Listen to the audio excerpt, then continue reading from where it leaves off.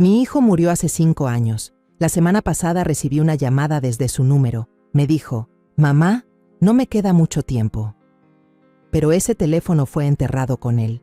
Cuando se lo conté a mi nuera, entró en pánico y dejó caer el vaso que tenía en la mano. Pero antes de continuar, revisa si ya te suscribiste al canal y comparte en los comentarios desde dónde nos estás viendo. Nos encantaría saber hasta dónde llegan nuestras historias de venganza. Desperté cuando sonaron las primeras campanadas de la iglesia de San Juan Bautista en Coyoacán. Sonaban firmes y profundas, como un recordatorio de que un nuevo día había comenzado. 6 de la mañana. La luz tenue se filtraba por las rendijas de la cortina y caía sobre el piso de mosaico antiguo. Permanecí quieta un momento, escuchando cómo las campanas se mezclaban con el canto de los gorriones en el patio. La casa estaba tan silenciosa que podía oír mi propia respiración. Han pasado 5 años desde que Santiago se fue, y este silencio se ha convertido en un compañero involuntario. Arrastré los pies al salir de la cama, las piernas pesadas por la edad y las noches de insomnio. En la cocina, puse la olla de barro sobre la estufa, le eché agua y un poco de canela con piloncillo para preparar café de olla. El aroma dulce y cálido del café mezclado con la canela comenzó a extenderse, envolviéndome como un abrazo suave. A Santiago le encantaba ese olor. Cada mañana de fin de semana se sentaba aquí, en la vieja silla de madera, y mientras tomaba café me contaba sus sueños, los puentes y edificios que quería construir. Ahora, cada vez que el aroma del café llena la casa, me parece verlo sonreír otra vez, como si todavía estuviera aquí, a solo un respiro de distancia.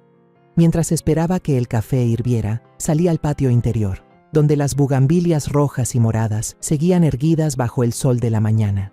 Tomé la regadera y empecé a regar cada maceta, cada rosal trepador que mi esposo, Ricardo y Santiago habían plantado hace 10 años. Las ramas se mecían suavemente, como si susurraran recuerdos antiguos. Una espina me arañó la mano, dejando un pequeño rasguño. Me detuve y observé la diminuta gota de sangre sobre la piel. Dolía, pero no tanto como el vacío que llevo dentro. Sonreí débilmente, recordándome que al menos todavía podía sentir algo. Llevé mi taza de café a la mesa y me senté en mi silla habitual. Enfrente, la silla vacía de Santiago. Sigue allí, como un silencio que no se va. Alcé la vista hacia la foto de su graduación que cuelga en la pared, su sonrisa amplia, sus ojos llenos de esperanza. «Buenos días, hijo», susurré con la voz quebrada. Cada día repito esas palabras, como un pequeño ritual para mantenerlo cerca, aunque solo sea en mis recuerdos.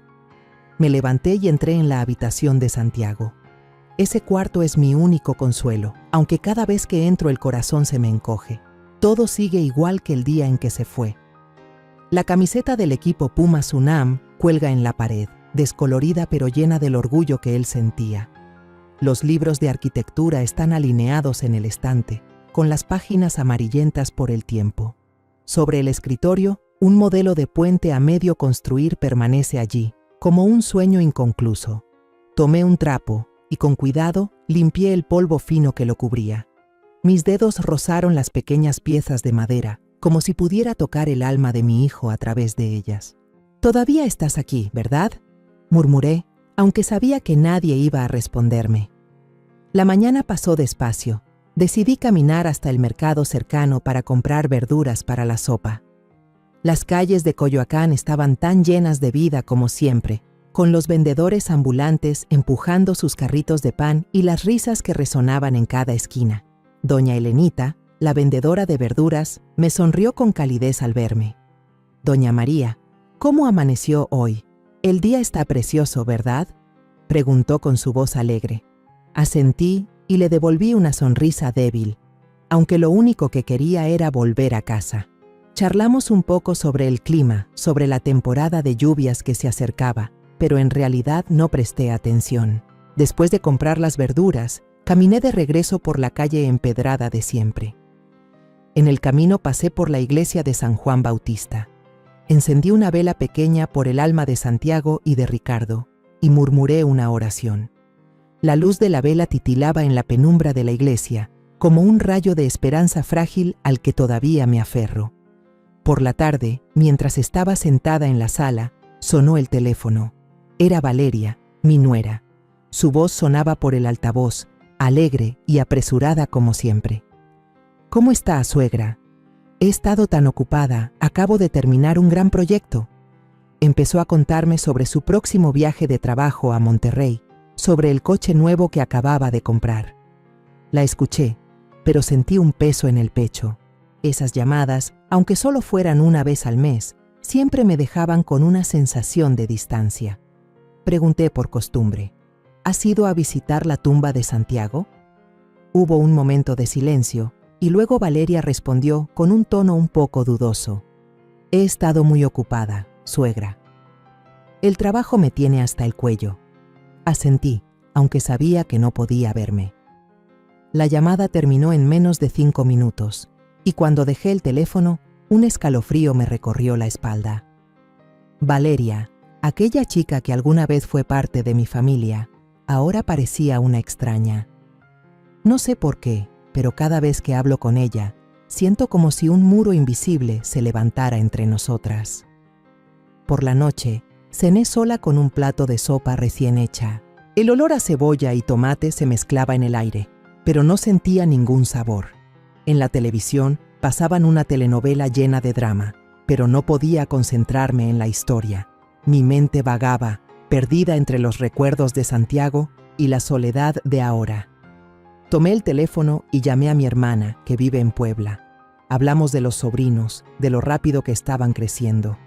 No mencioné a Valeria, ni le conté la inquietud que me estaba carcomiendo por dentro.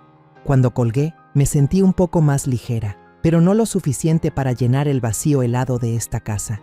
Cerca de las 10 de la noche, cerré las puertas con cuidado y revisé la estufa de gas, como hago siempre. Antes de dormir, fui al buró y tomé una foto pequeña de Santiago. En la foto, él sonreía con los ojos brillando como estrellas. Besé suavemente el vidrio frío y susurré: «Buenas noches, hijo». Luego volví a colocar el marco en su lugar, me cubrí con la cobija y caí en un sueño cansado.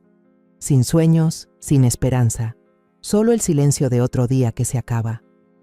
Pero la tranquilidad de la casa se rompió a las 2:47 de la madrugada, cuando el timbre del teléfono sonó, agudo y repentino como una cuchillada.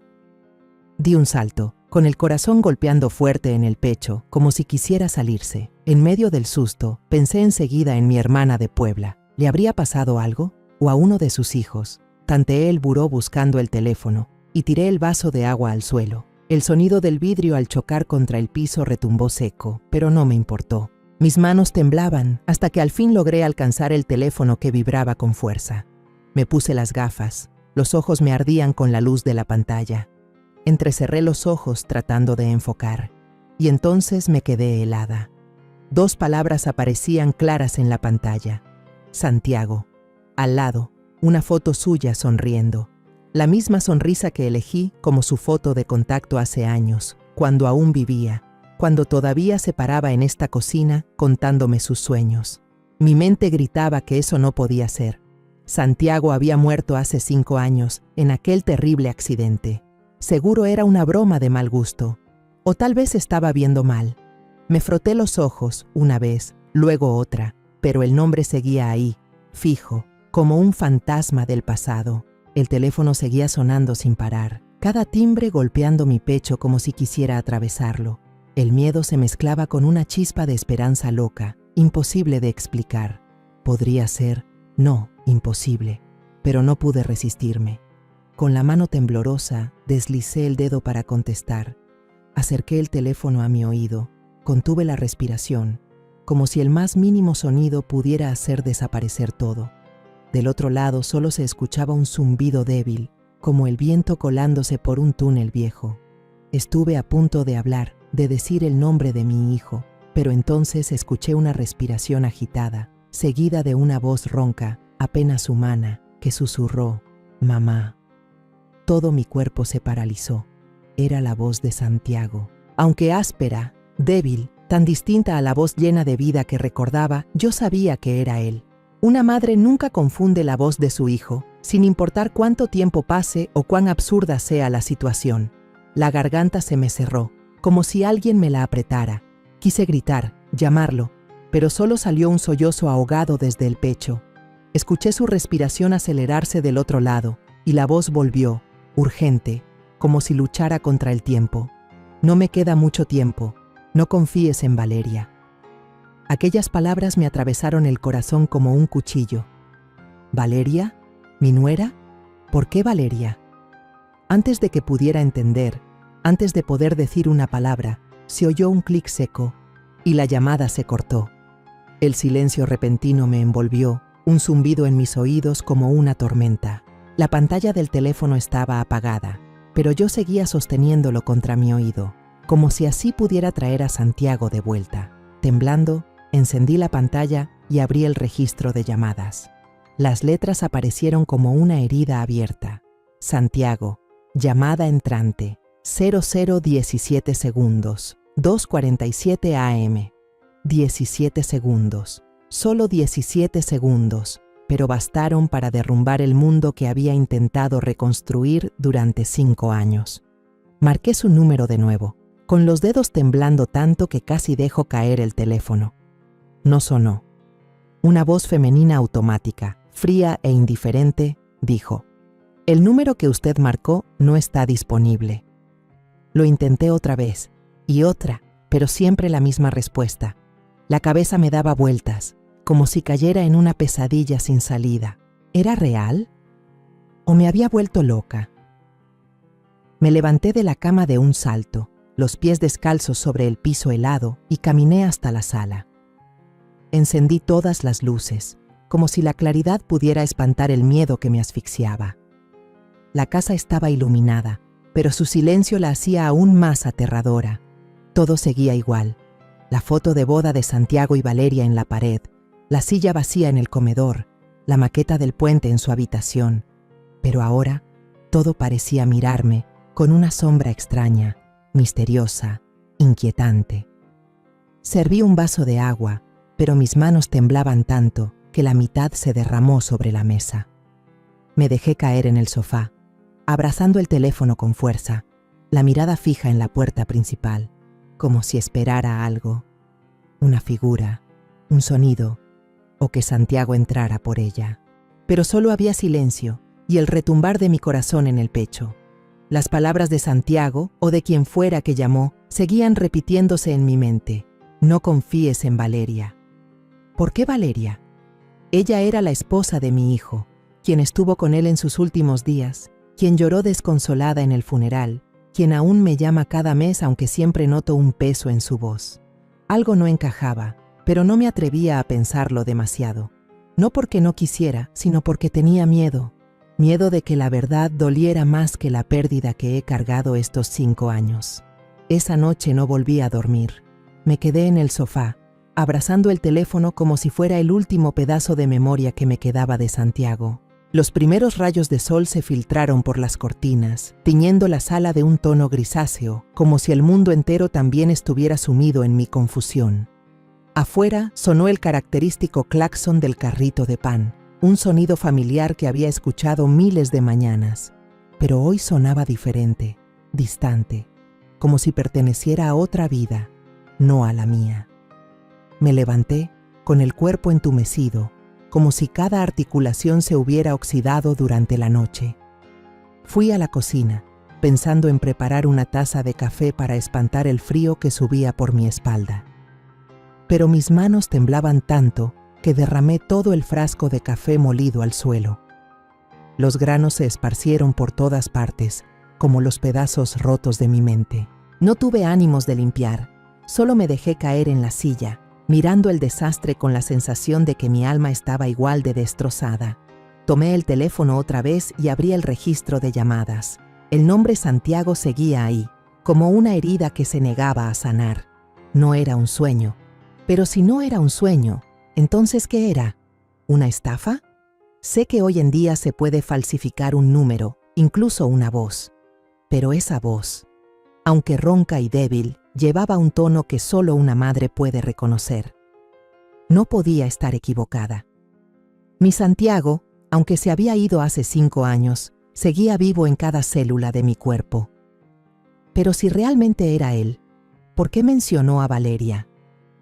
¿Por qué me dijo que no confiara en ella? Recordé el funeral, el día en que el dolor me partió el alma. Valeria estaba allí, con lágrimas cayendo por su rostro, me abrazó y susurró. Puse el anillo de bodas en su mano y el teléfono en el bolsillo del traje. Madre, para que no se sienta solo. En ese momento pensé que era un gesto lleno de amor, aunque me rompía el corazón. Pero ahora esas palabras resonaban en mi mente, frías y falsas. Si el teléfono de Santiago estaba en el ataúd, ¿quién me llamó anoche? Y si fue Santiago, ¿cómo era posible? Las preguntas giraban en mi cabeza, haciéndome sentir al borde de un secreto aterrador. Me levanté y fui a mi habitación, donde guardaba una caja de madera vieja con mis recuerdos más preciados. Mis manos temblaban al abrirla. Saqué un montón de periódicos viejos, las páginas amarillentas por el tiempo. Encontré el recorte del El Universal de aquel día fatídico. Volví a leer cada palabra, como si pudieran revelarme algo nuevo. El cuerpo calcinado, imposible de identificar. La esposa, Valeria Rojas, confirmó la identidad por el anillo de bodas de platino y los restos del teléfono móvil. Me detuve, sintiendo un nudo en la garganta. El anillo. El teléfono. Valeria había confirmado la identidad de Santiago solo por esos dos objetos. Pero si la persona en el ataúd no era mi hijo. Seguí buscando dentro de la caja y encontré unas fotos antiguas. Una foto de boda de Santiago y Valeria cayó sobre mis piernas. Santiago sonreía, con los ojos llenos de felicidad. ¿Y Valeria?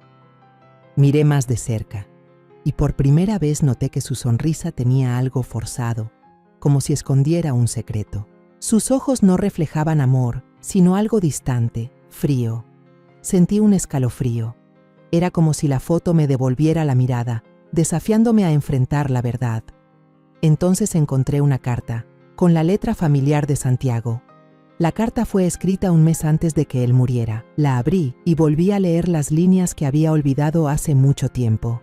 Mamá, Adrián y yo acabamos de firmar un contrato grande. Si todo sale bien, pronto te llevaré de vacaciones a Puerto Vallarta, como siempre soñaste. Pero últimamente Valeria está gastando demasiado. Me preocupa que esté metida en algún problema. Un detalle pequeño, pero ahora era como una chispa encendiendo la duda en mi interior. Valeria. Ella siempre hablaba de viajes por Europa, del departamento penthouse en Polanco, del auto nuevo y caro. Inversión inteligente, solía decirme, con una voz llena de orgullo. Pero ahora me preguntaba, ¿habrá invertido usando la vida de mi hijo? Pequeñas grietas empezaron a aparecer en el muro de dolor que había construido durante 5 años. La frase «no confíes en Valeria» ya no sonaba como una advertencia fantasmal. Se convirtió en una orden, en un llamado desde lo más profundo de mi alma. No podía dejar pasar esto. No podía permitir que la voz de Santiago, fuera real o solo un eco en mi mente, quedara sepultada en el silencio. Pero sabía que no podía hacerlo sola. Necesitaba a alguien que me creyera, alguien que supiera cómo llegar al fondo de la verdad, sin importar lo aterradora que fuera. Me acerqué al escritorio y busqué una vieja libreta de contactos, cubierta de polvo.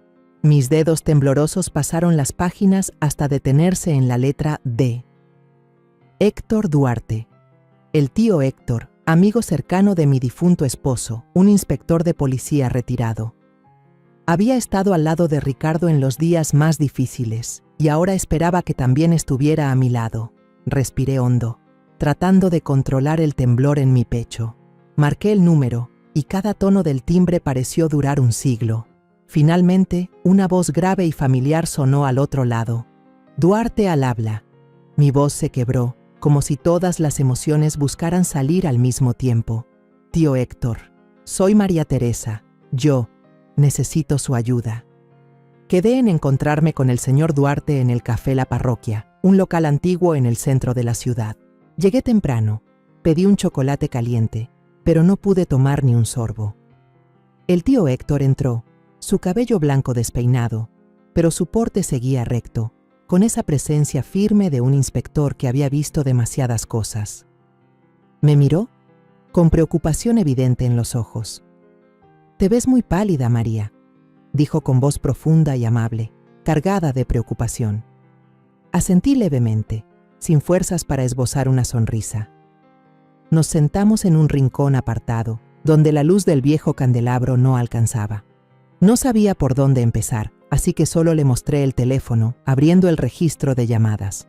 La línea decía, Santiago, llamada entrante, 0017 segundos, 2:47 AM. Como una daga recordándome que la noche anterior fue real. El tío Héctor entrecerró los ojos mirando la pantalla. Luego me observó con expresión escéptica. Esto debe ser una broma cruel, María. Hoy en día la tecnología puede hacer cosas así, dijo con tono seguro, aunque con una cautela que no pasó desapercibida. Negué con la cabeza, sintiendo un fuego arder en mi pecho. No, tío Héctor, yo reconozco la voz de Santiago. Aunque ronca, aunque débil, era la voz de mi hijo.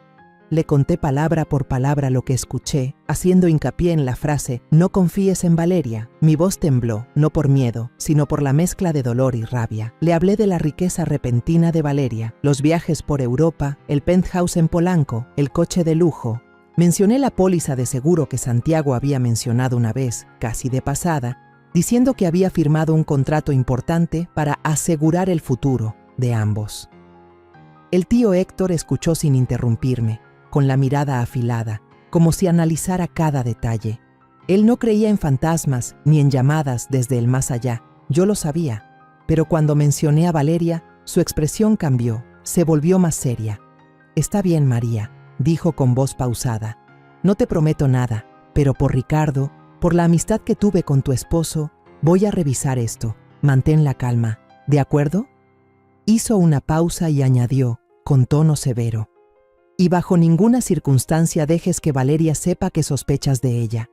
Si es culpable, podría ser muy peligrosa». La advertencia del tío Héctor cayó sobre mí como un balde de agua fría. De camino a casa, cada paso me pesaba más, como si caminara sobre un sendero lleno de espinas.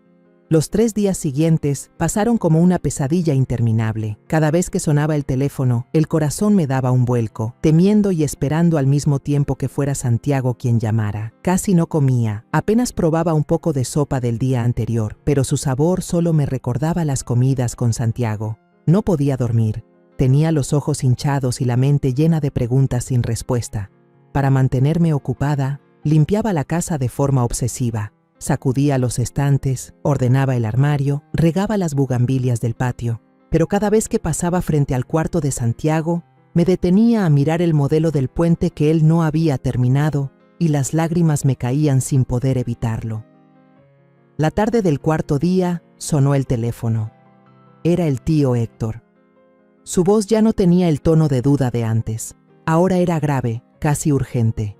«María, necesito verte, ahora mismo. ¿Puedo ir a tu casa?». No alcancé a preguntar nada antes de que colgara.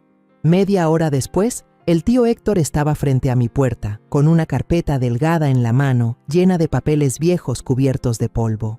Nos sentamos en la mesa de la sala. La luz de la lámpara iluminaba su rostro serio. «Este es el expediente del caso de Santiago», dijo, colocando la carpeta sobre la mesa como si dejara caer una bomba. Abrió la primera página, con una voz monótona pero cargada de peso. «El caso se cerró en solo 2 semanas, demasiado rápido para un accidente con una víctima mortal. El encargado del caso se jubiló anticipadamente justo después. Eso no es normal». Señaló una línea en el informe del lugar del accidente, golpeando el papel con el dedo para enfatizar. El reporte inicial del oficial de patrulla menciona signos inusuales en la línea de freno, posiblemente cortada intencionalmente. Pero en el informe oficial, ese detalle fue cambiado a daño causado por el impacto. Sentí que el aire se me escapaba, como si alguien hubiera vaciado el oxígeno de la habitación. ¿Cortada intencionalmente? ¿Alguien había hecho eso a propósito con el coche de mi hijo? El tío Héctor sacó otra hoja. Su voz se volvió más grave. Y esto es lo más importante. Una póliza de seguro de vida por valor de 4 millones de pesos. Fue adquirida solo 3 meses antes del accidente. Valeria es la única beneficiaria. Cobró todo el dinero 6 semanas después. Me quedé mirando el papel. Los números y las firmas parecían moverse frente a mis ojos. 4 millones de pesos. Una cifra capaz de cambiar una vida entera. Recordé la sonrisa forzada de Valeria en la foto de la boda. Recordé su voz apresurada cada vez que llamaba. Todas las piezas sueltas empezaban a encajar, formando una imagen aterradora. El tío Héctor levantó la vista hacia mí. Su mirada era firme, pero a la vez llena de ternura. María, no creo en los demonios, pero sí creo en lo que dicen estos archivos. Alguien quiso que tu hijo muriera. Sus palabras fueron como un martillo que rompió el muro del dolor que había construido durante los últimos 5 años.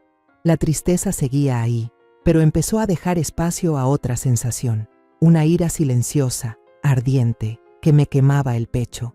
2 días después de reunirme con el señor Duarte, vivía en un estado de suspensión entre la esperanza y el miedo. No me atreví a llamar a Valeria, solo intenté actuar con normalidad. Aquella tarde, mientras estaba sentada en el patio mirando las bugambilias mecerse con el viento, sonó el teléfono. Era Inés, mi prima de Silao, cerca de la ciudad de León. Su voz alegre de siempre me hizo algunas preguntas sobre mi salud y el clima en Coyoacán. Pero luego, su tono cambió. Sonaba dudosa, como si estuviera a punto de decir algo que no sabía cómo expresar.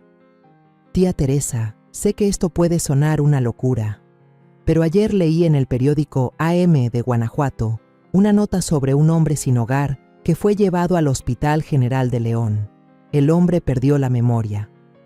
La escuché, sintiendo cómo mi corazón empezaba a latir más rápido. Inés continuó, con voz más baja. Lo extraño es que decían que no dejaba de repetir un nombre, algo como Adrián, y en el bolsillo roto de su camisa encontraron un pequeño colgante de plata en forma de corazón, chamuscado y deformado. Mi corazón dio un vuelco. Recordé perfectamente el momento antes de aquel viaje maldito, cuando le entregué a Santiago un amuleto de plata en forma de corazón. «Llévalo contigo, hijo», le dije con la voz temblorosa.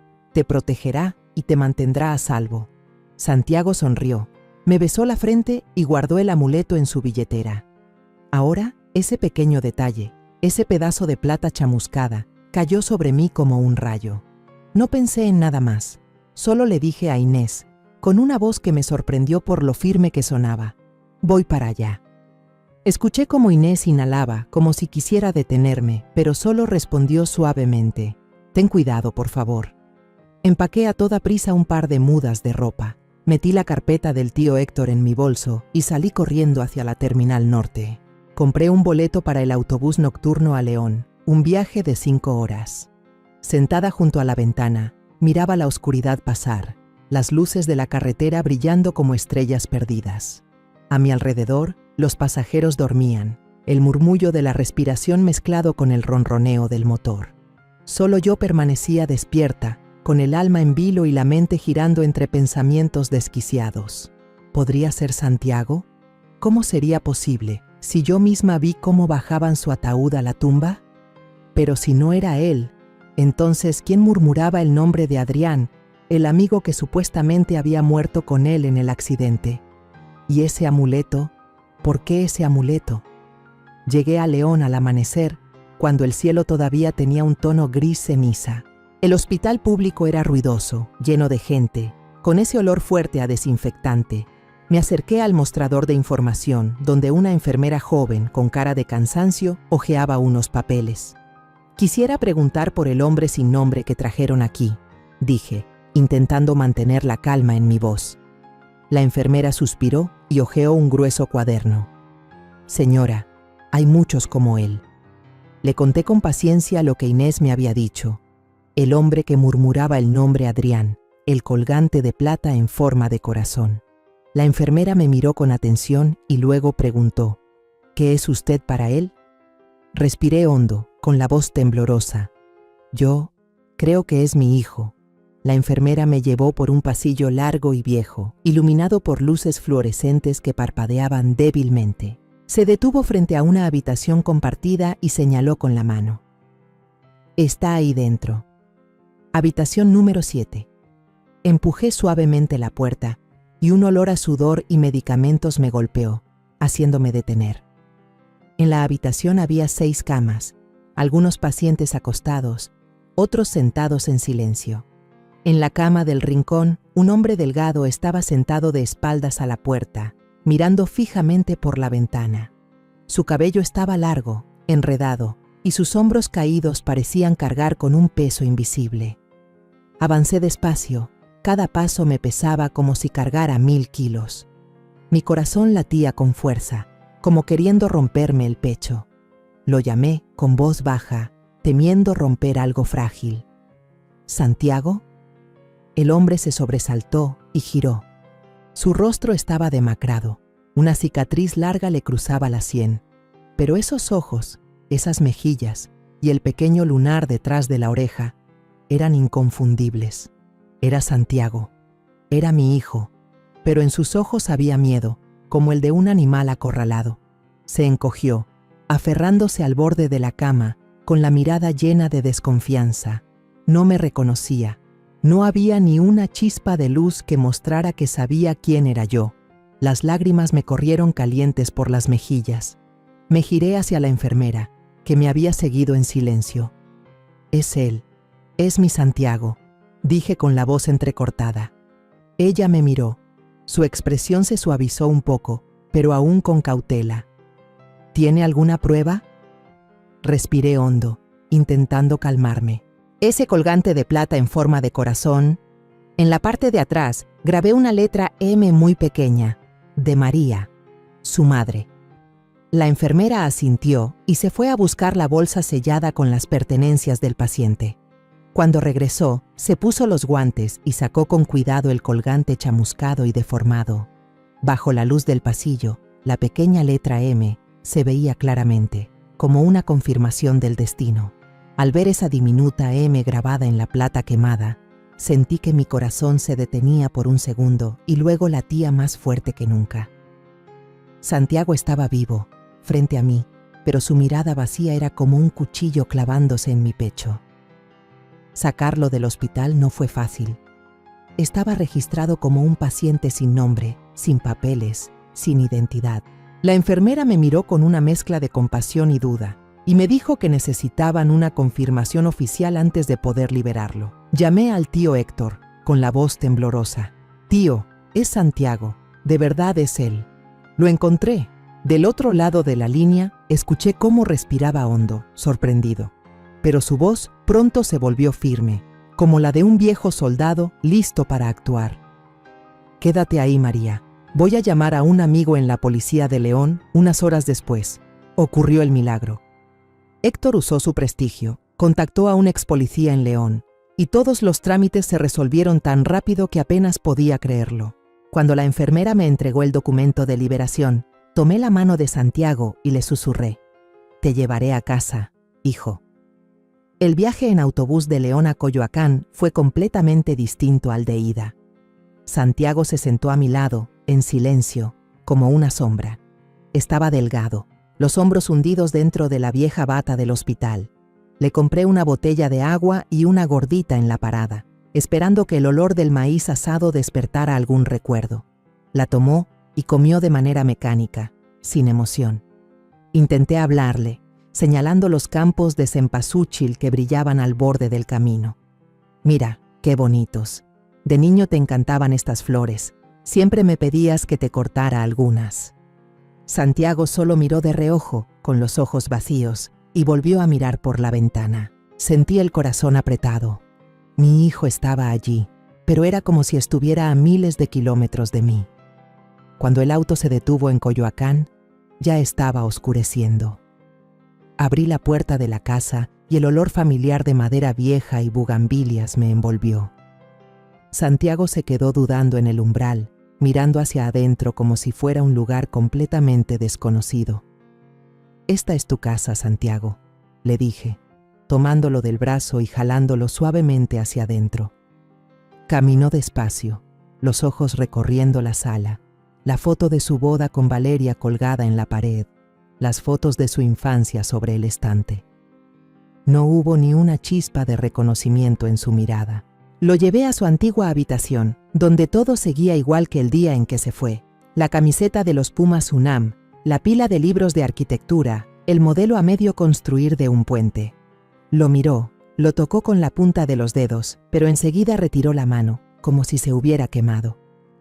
«Descansa, hijo», le dije con voz suave, pero él solo se quedó ahí, inmóvil. La primera noche dejé la puerta de su cuarto entreabierta, esperando que eso lo hiciera sentirse más seguro. Pero a la mañana siguiente lo encontré enrollado en la alfombra del suelo, como un niño buscando refugio en el lugar más bajo. Aquella imagen me rompió el corazón. Cuidar de Santiago era como cuidar de un desconocido. Cocinaba los platos que antes le encantaban, chilaquiles con salsa verde, sopa de fideo, pero él solo comía por cumplir, sin decir una palabra. Saqué el álbum familiar, le mostré fotos de cuando era niño, corriendo por el parque, construyendo trenes con Ricardo.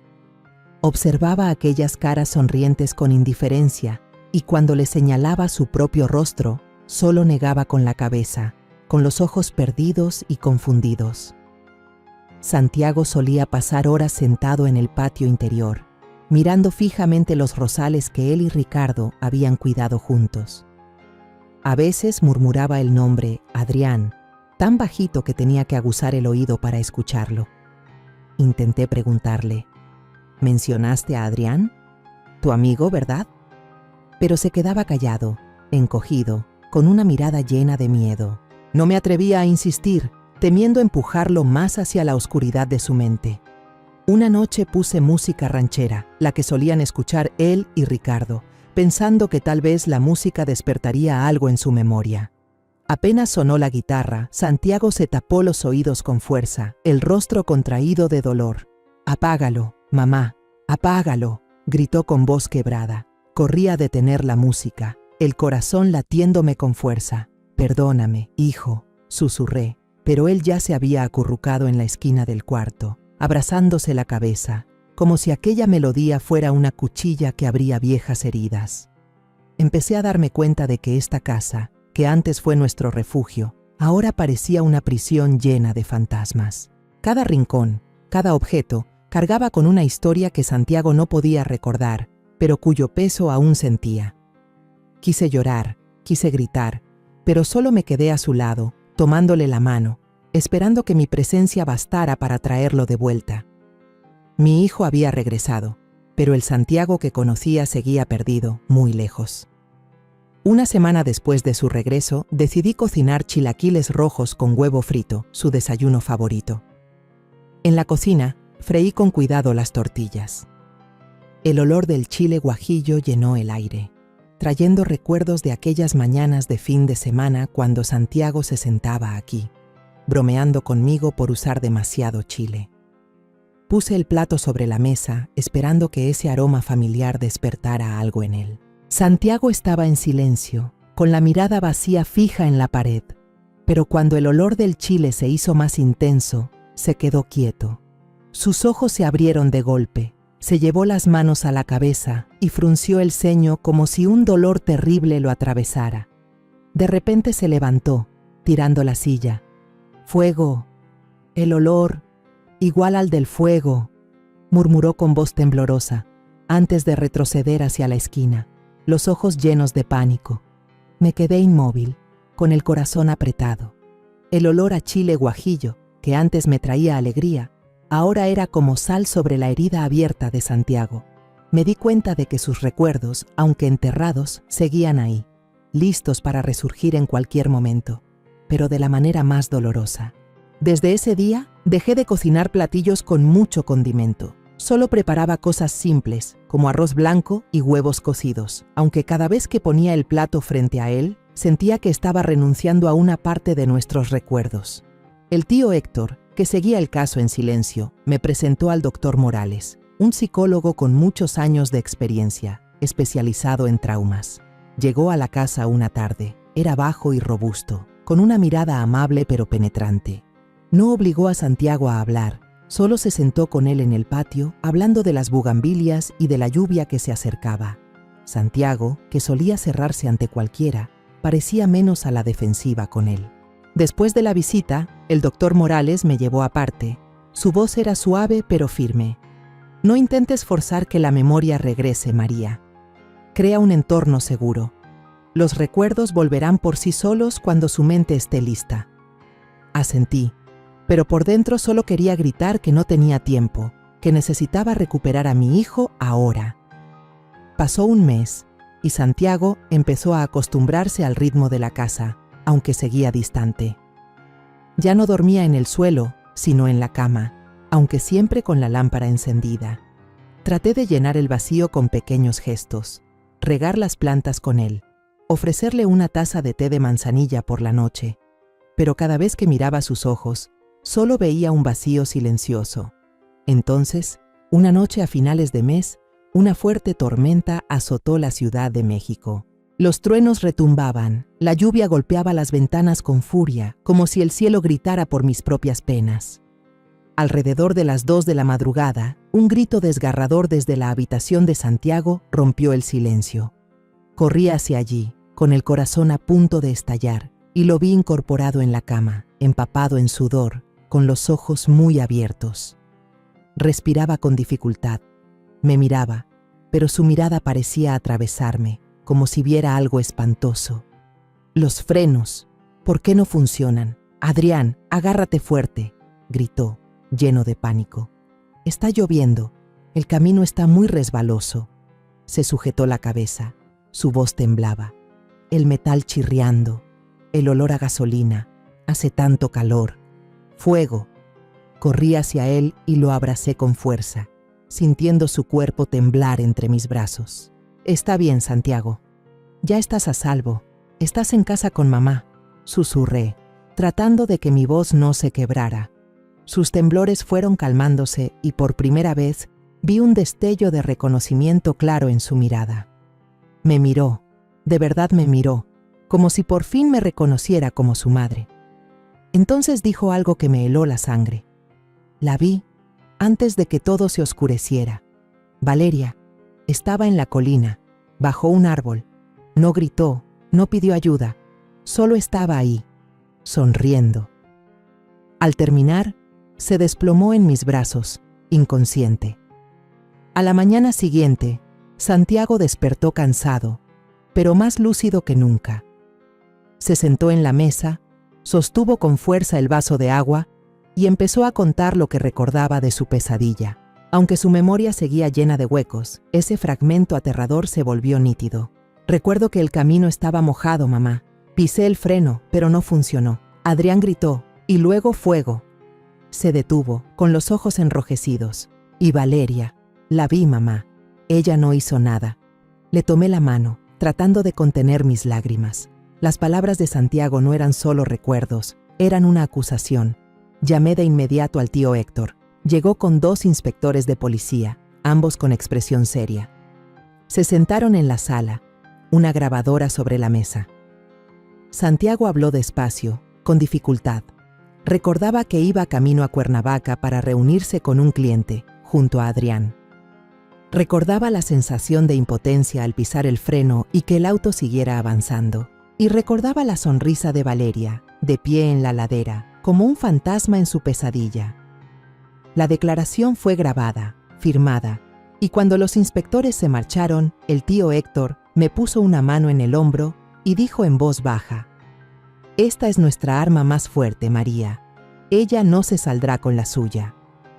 El testimonio de Santiago bastó para que la policía citara oficialmente a Valeria para ser interrogada. Yo no estuve en la comisaría, pero el tío Héctor me contó todo por teléfono, con una voz grave y tensa. Valeria apareció con un abogado costoso, vestida elegantemente, el cabello perfectamente arreglado. Interpretó el papel de una viuda destrozada, con lágrimas corriendo por su rostro, llorando que Santiago era un impostor. «La señora María está demasiado afectada, la han engañado», dijo con voz temblorosa, como si fuera ella la víctima. Incluso se atrevió a decir que yo, una madre, estaba manchando la memoria de su esposo, mi hijo.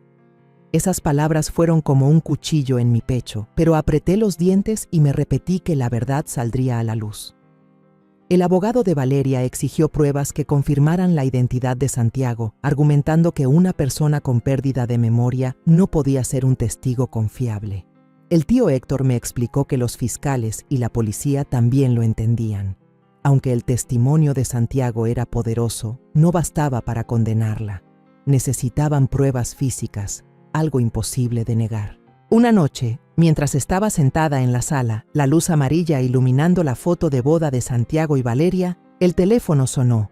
Era el tío Héctor. Su voz era baja, pero tenía un peso que nunca le había escuchado. María, hay una sola manera de probar todo, pero será muy doloroso para ti. Supe al instante a qué se refería, como si ese presentimiento hubiera estado enraizado en mí desde hace años. Exhumar la tumba, ¿verdad, tío? Pregunté con una calma extraña, aunque el corazón me temblaba. Así es, respondió él, con tono grave. Tenemos que demostrar que quien está ahí no es Santiago. Respiré hondo, sintiendo cómo el aire se escapaba de la habitación. Exhumar la tumba de mi hijo, el lugar donde había pasado horas llorando durante 5 años, era algo que nunca imaginé enfrentar. Pero no dudé. Hágalo, tío, dije. Este dolor no es nada comparado con dejar que una asesina siga libre. Una semana después, el trámite fue aprobado. El día de la exhumación, el cementerio fue parcialmente acordonado. El ambiente era tan pesado que costaba respirar. Me quedé junto a Santiago y el tío Héctor, detrás de la cinta policial, a pocos metros de la tumba. Santiago me apretaba la mano, sus dedos fríos y temblorosos. Ver la tumba con su propio nombre, con la inscripción Santiago Ramírez, 1988 a 2020, grabada en la piedra, fue una experiencia imposible de describir. Su rostro se puso pálido, su mirada perdida, como si estuviera frente a otra versión de sí mismo. Le apreté la mano con fuerza, intentando darle valor, aunque yo también temblaba. Los forenses, vestidos con trajes protectores blancos, comenzaron su trabajo. El sonido de las palas golpeando la tierra resonaba seco, y cada golpe me atravesaba el corazón. El sol de la Ciudad de México era implacable, pero yo sentía un frío intenso, como si todo mi cuerpo estuviera congelado. A lo lejos, vi a algunos periodistas tomando fotos a escondidas. Sus lentes parecían ojos curiosos y sin alma. Después de unas horas, sacaron el ataúd.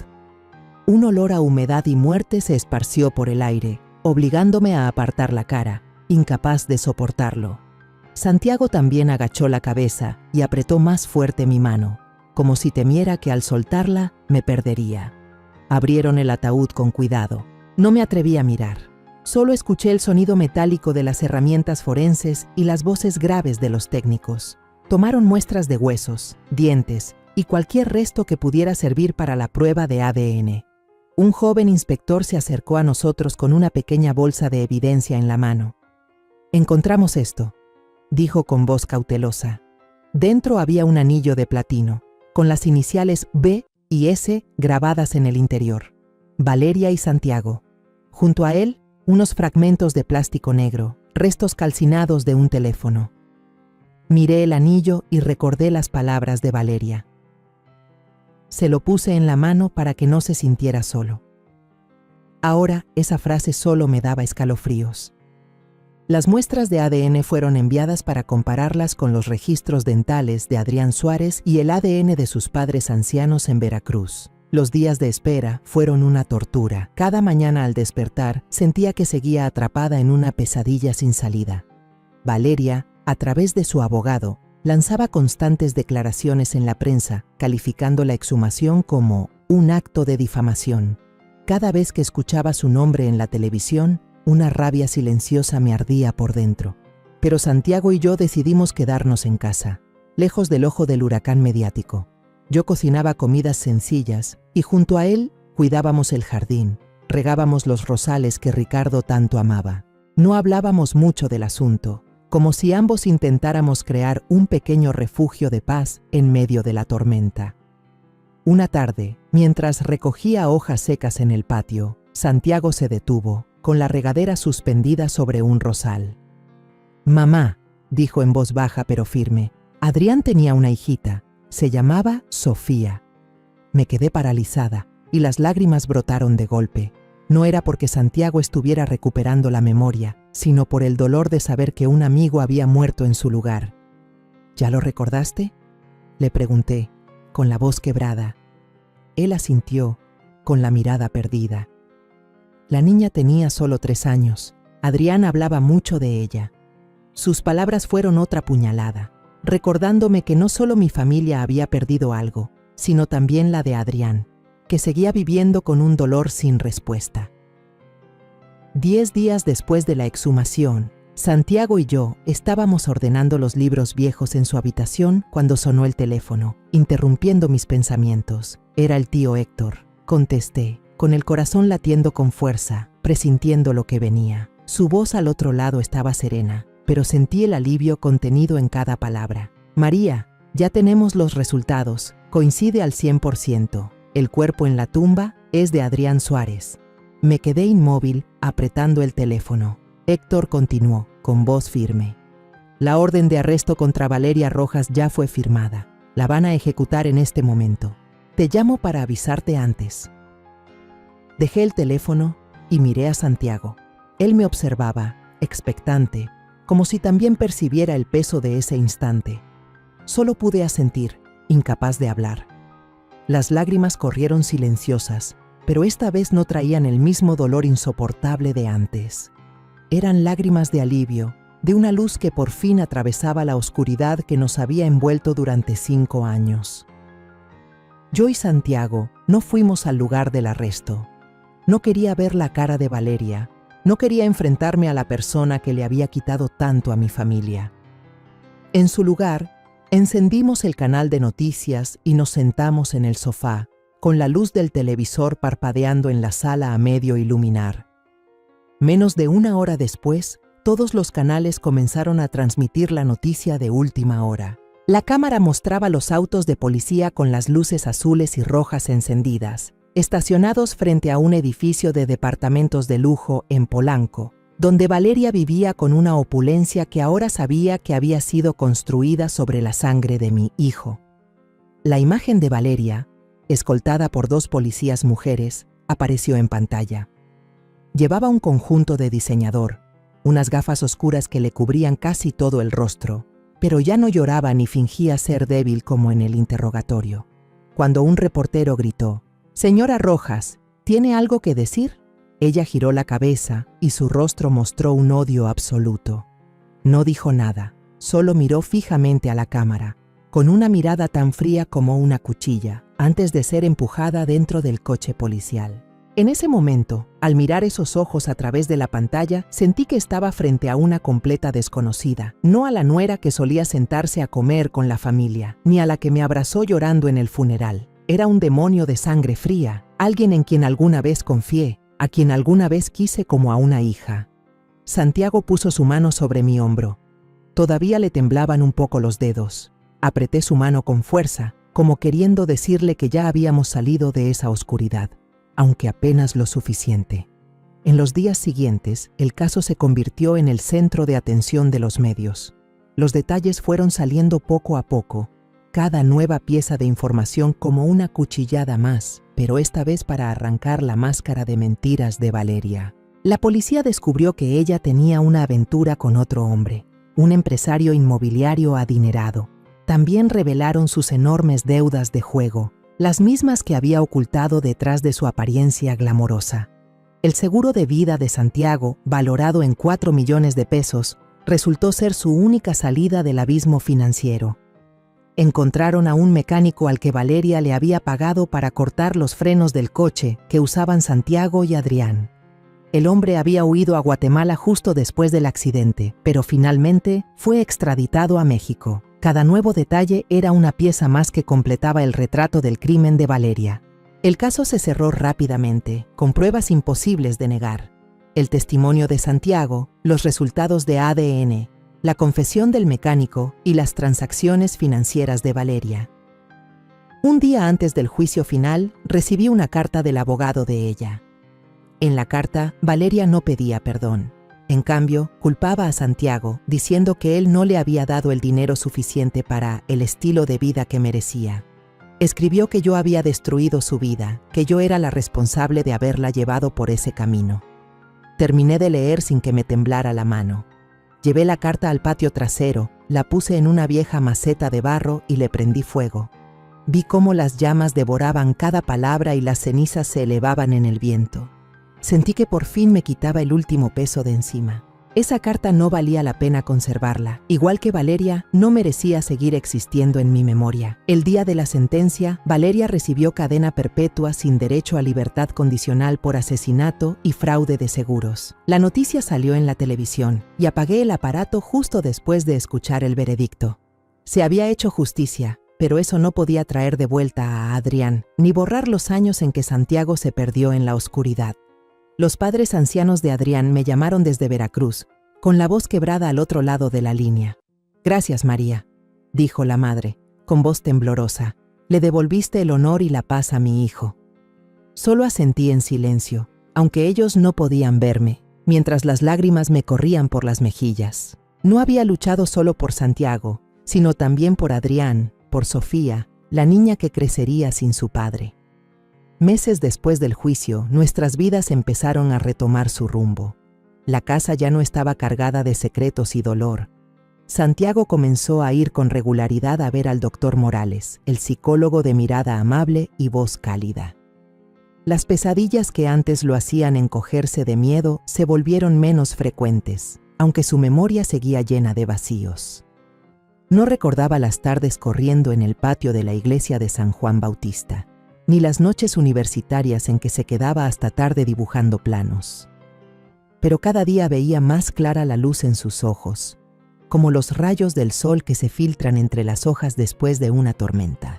Una mañana entré al cuarto de Santiago y lo encontré sentado en su escritorio, con un lápiz en la mano, dibujando las líneas suaves de un puente colgante. Esos bocetos, aunque aún toscos, eran una señal del Santiago que yo conocía, un arquitecto con el sueño de construir obras que llegaran lejos.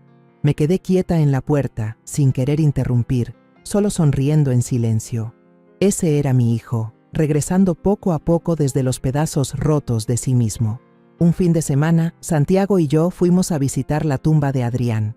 Ahora tenía grabado el nombre correcto, Adrián Suárez, con una pequeña foto y flores de cempasúchil frescas frente a la lápida. Nos quedamos ahí, en silencio, en un aire impregnado del olor a tierra y flores. Santiago inclinó la cabeza, apretando los puños, como si le pidiera perdón al amigo que había muerto en su lugar. Coloqué un ramo sobre la tumba y susurré una oración por Adrián y por Sofía, la hija pequeña que él había dejado. «Gracias, Adrián», dije en voz baja, «y perdón por todo». Santiago no dijo nada, pero vi cómo sus hombros temblaban y supe que también cargaba un dolor sin nombre. Una tarde, mientras cocinaba sopa de fideo en la cocina, el olor a cebolla y tomate llenaba el aire cuando Santiago entró. Se quedó en el umbral, mirándome por un momento, y luego dijo suavemente: «Mamá, usted siempre me hacía esta sopa cuando regresaba de la escuela, ¿verdad?». Me quedé paralizada. La cuchara de madera cayó a la olla, el caldo salpicó y me quemó la mano. Pero no me importó. Era el primer recuerdo de su infancia que volvía. Un instante pequeño pero precioso como una joya. Corrí hacia él y lo abracé con fuerza, sin poder contener las lágrimas. «Sí, hijo», sollocé, «siempre te la hacía». Santiago me dio unas palmaditas torpes en la espalda, un gesto familiar que pensé que nunca volvería a sentir. En ese momento, vi una parte del viejo Santiago, la parte que había temido perder para siempre. En una tarde de abril, cuando los jacarandas estaban en plena flor y pintaban de violeta el cielo de Ciudad de México, invité a Santiago a dar un paseo por el parque cerca de casa. Los pétalos caían suavemente sobre el camino, formando una alfombra suave bajo nuestros pies. El aire estaba lleno de un aroma dulce, con un toque fresco, como un recordatorio de los días tranquilos del pasado. Caminábamos despacio, hombro con hombro, sin decir mucho. Miré a Santiago y vi que respiraba hondo, cerrando los ojos, como si intentara conservar ese momento. «Mamá», dijo en voz baja, con un tono de sorpresa. «Este aroma me resulta familiar. Es como una promesa». Sonreí y tomé su mano. Ahora su mano estaba cálida y firme. Ya no temblaba como en los primeros días después de regresar a casa.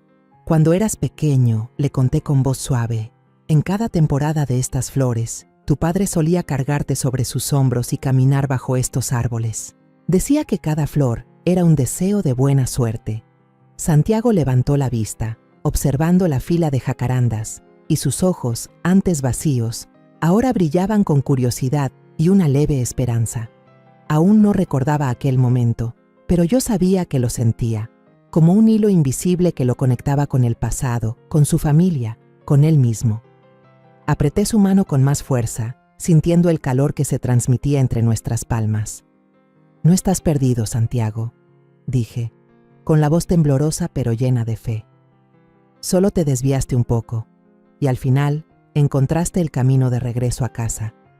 Santiago me miró, sonrió con ternura y por primera vez vi en sus ojos el brillo del hijo que conocí, aquel que siempre creyó que podía construir puentes entre cualquier distancia. Seguimos caminando por el sendero cubierto de flores violetas, bajo la cálida luz dorada de la tarde. Los pétalos caían y giraban en el aire, como susurros de esperanza. El pasado doloroso seguía ahí, pero ya no pesaba sobre nosotros. Miré a Santiago, lo vi levantar la cabeza para mirar el cielo violeta, y supe que estábamos empezando de nuevo, paso a paso. Nuestra casa, que antes estaba cargada de tristeza, ahora se llenaba del aroma de los jacarandas, el aroma de la vida y de los nuevos comienzos. Tomé la mano de mi hijo, y por primera vez en muchos años, sentí que mi corazón estaba en paz. La historia que acabas de escuchar ha cambiado los nombres y los lugares para proteger la identidad de las personas involucradas. No la contamos para juzgar, sino con la esperanza de que alguien escuche y se detenga a reflexionar. ¿Cuántas madres están sufriendo en silencio dentro de su propio hogar? De verdad me pregunto, si tú estuvieras en mi lugar, ¿qué harías? ¿Elegirías callar para mantener la paz? ¿O te atreverías a enfrentarlo todo para recuperar tu voz? Quiero saber tu opinión, porque cada historia puede ser una vela que ilumine el camino de otro. Dios siempre bendice, y estoy segura de que el valor nos llevará a días mejores. Ahora, en la pantalla final dejaré 2 de las historias más queridas del canal. Estoy segura de que te sorprenderán. Gracias por haberte quedado conmigo hasta este momento.